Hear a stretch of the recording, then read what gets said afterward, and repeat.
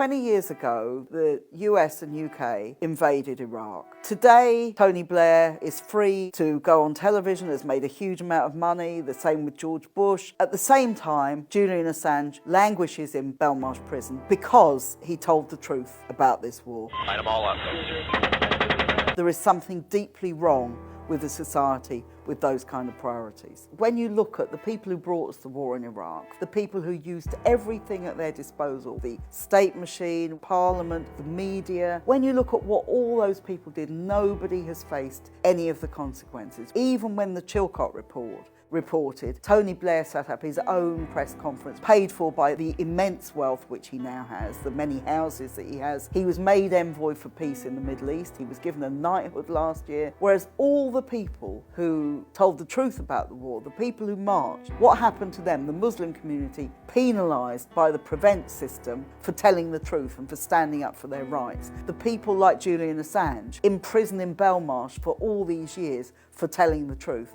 I remember Tony Blair, the day of February the 15th, when we had so many people marching in London. He said, even if 1 million people march in London, that's not as many as Saddam Hussein killed. Well, the war in Iraq ended up killing more people. He talked about human rights. This is about democracy. It's about getting rid of a dictatorship. After he stopped being Prime Minister, what did he spend his time doing? Advising dictators. The truth is, all of these were lies. All of them were things where they said, we are going to make things better, and actually they made it worse. And not just in Iraq. In the last 20 years, armament worldwide, amount of money spent on military has doubled. Nearly $2 trillion are now spent on arms every year, making the world a much more dangerous place. We've now got conflict, not just between dictator in the Middle East and the biggest imperial power in the world, the United States. We've now got effectively a proxy war in Ukraine between two major imperial powers, and both of them with nuclear arms. We've got the much more real possibility of war with China. Again, this will be a nuclear war, and therefore the devastation of humanity. So exactly the opposite of what we were told 20 years ago has turned out to be the case. It's a more dangerous world. Iraq's a much more dangerous place. We have far more refugees than we had then. Taliban in Afghanistan back in control. Terrorism has grown, and indeed, where did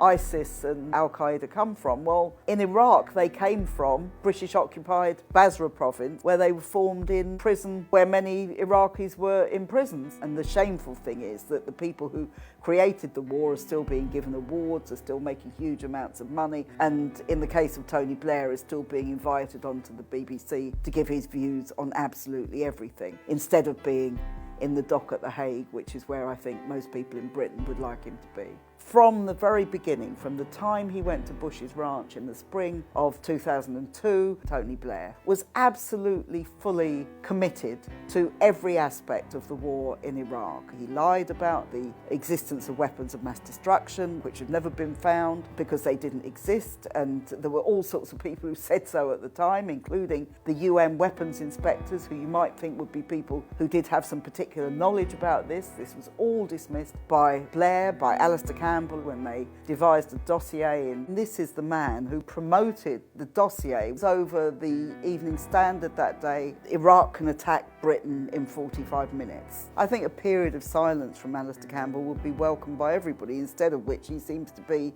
in podcasts and on couches all over the TV studios. This tells you something about the lack of integrity and the lack of morals of so much of our media coverage. I think the media role was very, very important, and again, that hasn't really been held to account at all. If you look at the broadcast media, particularly the BBC, it was an absolute disgrace. I remember Andrew Marr, who was the political correspondent, who just after the war started said Tony Blair had won this argument. He said that they would be able to take Baghdad without a bloodbath, and that in the end the Iraqis would be celebrating. And on both of those points he has been proved conclusively right, and it would be entirely ungracious even for his critics, not to acknowledge that tonight he stands as a larger man and a stronger Prime Minister as a result. 20 years on, this is so important because it's not just about the past, it's not just about the present, it's also about the future. And this question of war is going to become a bigger and bigger question over the next 2 or 3 years. The project for a new American century was essentially about trying to redraw the world on pro-US lines. American hegemony had to be maintained and had to be extended. Many of Bush's key advisors were people who were part of that project. They could see that China was a rising power. It's a rising power economically. It was also becoming a major military power. China is today the second biggest military power in the world. It has long been a permanent member of the UN Security Council, and it has long been a nuclear power. So the project saw the threat of China as a very real one. And they wanted to change the politics of the Far East, of the Pacific, in terms of the rise of China and to strengthen the United States in that region. They also wanted to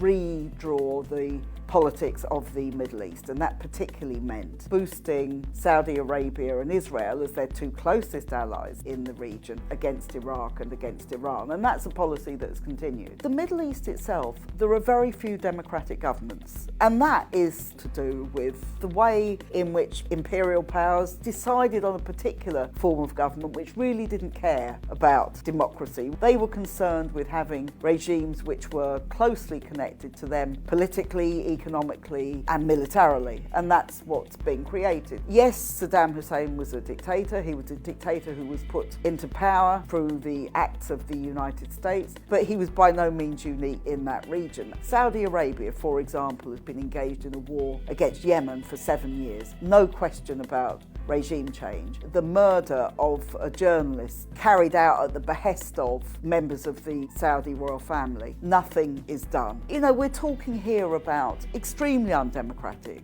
states. The British government, the United States governments are perfectly happy to work with those people as long as they keep the area secure for oil profits. That's the bottom line. We had many Iraqis in this country who campaigned with us against the war in Iraq, not because they liked Saddam. Actually, they had suffered, they'd been put in prison, they'd suffered terrible torture, they'd suffered all sorts of things at his hands, so they knew exactly what was going on, but they also knew that the war was not going to make it better for ordinary Iraqis. Actually, it would mean, as it has meant, a breakup of the country, a complete destruction of lives, of livelihoods, of huge numbers of refugees who are treated appallingly when they get to any of the countries that were involved in the war, the impact of things like depleted uranium, all sorts of terrible things that the Iraqi people have suffered. Perhaps the most shocking one was the revelation of what happened in the Iraqi prison of Abu Ghraib, where American troops were torturing people, were photographing them in the most degrading way, were treating them like animals, were doing all these sorts of things. This is not only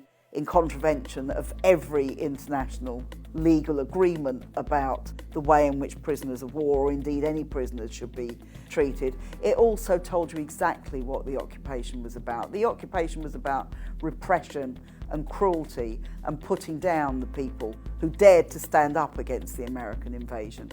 And Abu Ghraib showed that in the most horrific terms. But you know, you can't separate a brutal war, shock and awe, the bombing of cities which took place, the invasion, the cruelty, the siege of Fallujah, all these things that went on. You can't separate that from the repression that followed. They're very much part of the same thing. And if you're invading a country and occupying a country, one of the things you have to do is to dehumanize the population that you're occupying, because you have to justify what you're doing, and that's what they did.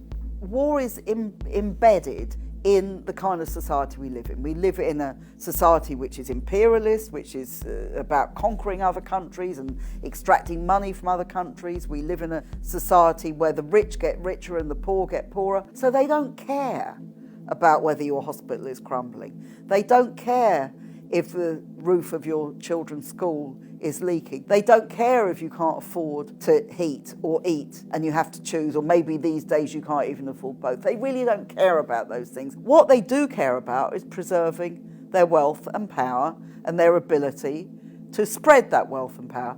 And war and weapons are absolutely central to their ability to do so. This is locked into their system, and that's why they do it. And that's why we have to fight against it. We've got a mainstream media which is really not open to any views which don't coincide with a very, very narrow consensus. We need independent media so much. It's so important that we can get alternative views out. That's why it's important to subscribe to Double Down News on Patreon.